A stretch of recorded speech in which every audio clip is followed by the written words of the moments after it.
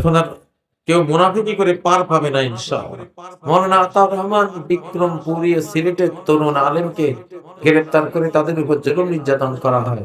আলেমদের কি মুক্তির জন্য আপনার মতামত বা বক্তব্য জানিয়ে ধন্য করবেন। আবার কি শুরু হয়েছে? হ্যাঁ, আলেমদের নির্যাতন। বহুত বুঝেছিলাম, আগের সরকারটা গেছে একমাত্র আলেম নির্যাতন করে। فإما نذهبن بك فإنا منهم منتقمون।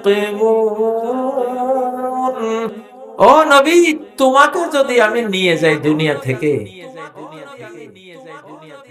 তাহলে মনে রাখবা এই কাফেরদের কারণে যদি তোমাকে নিয়ে যাই, তার মানে আমি এদেরকে প্রতিশোধ নিয়ে এদেরকে ধ্বংসস্তূপে পরিণত করে দেব। হ্যাঁ, আর যদি তোমাকে দেশ ছাড়া করে, এদেরকে আমি দেশ ছাড়া করে দেব। কোরআনে এটা আছে।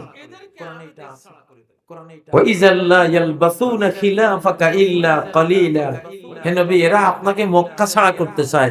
যদি মক্কা ছাড়া করে, তাহলে এই পৃথিবীতে আপনাকে মক্কা থেকে বিতাড়িত করার পরে সামান্য এই পৃথিবীতে থাকবে, এরপরে পৃথিবী থেকে আউট করে দেব। মক্কা থেকে নবীজিকে বের করে দেয়ার ১.৫ বছরের মাথায় বদরের যুদ্ধ হইয়া ওই ৭০ জন যারা নবীজিকে মক্কা থেকে বহিষ্কার করেছিল, ওই ৭০ জনে জাহান্নামে চলে গেছে। ঠিক না ঠিক?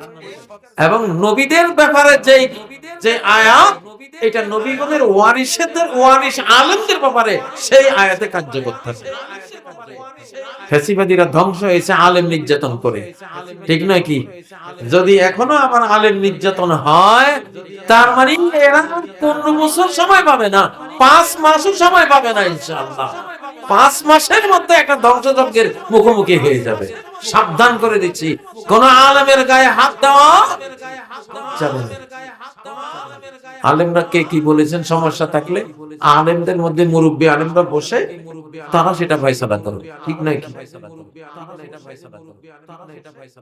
আলেম মারে জালেমে, আলেম নির্যাতন করে জালেমে, তারা জালেম।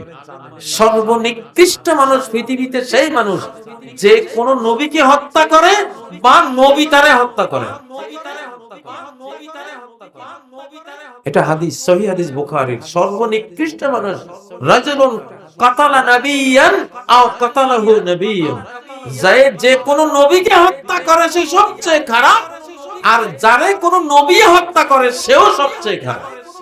কারণ নবী হলেন রহমতের টুকরা।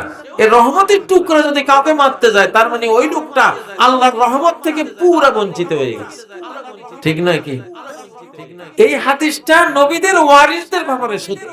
সর্বনিকৃষ্ট মানুষ পৃথিবীতে এখন ওই ব্যক্তিরা যারা একজন আলেমকে হত্যা করে, যারা একজন আলেমকে হত্যা করে, একজন আলেমকে নির্যাতন করে, তারা এই পৃথিবীর সর্বনিকৃষ্ট। অতএব সাবধান, এসব যারা করেন অতি অল্প সময়ের মধ্যে আপনারা এই সাজা ইনশাআল্লাহ ভোগ করবেন, আরো ভয়াবহ ভাবে ইনশাআল্লাহ।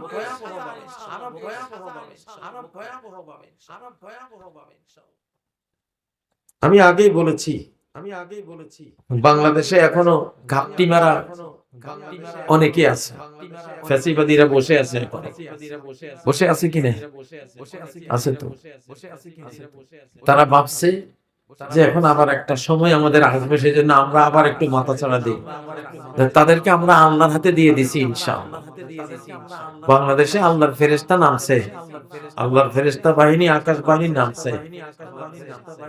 আর আল্লাহর ফেরেশতা বাহিনী কোন দেশের নামলে বেঈমানদের পরিণতি ভয়াবহ হয়, আল্লাহ শত্রুদের পরিণতি ভয়াবহ হয়। এটা দেখবেন ইনশাআল্লাহ। আমি তো ফেরেশতার কথা বললাম, বলে গেলাম, দেখেই বলছি তো, এই চোখেই তো দেখে বলতেছি।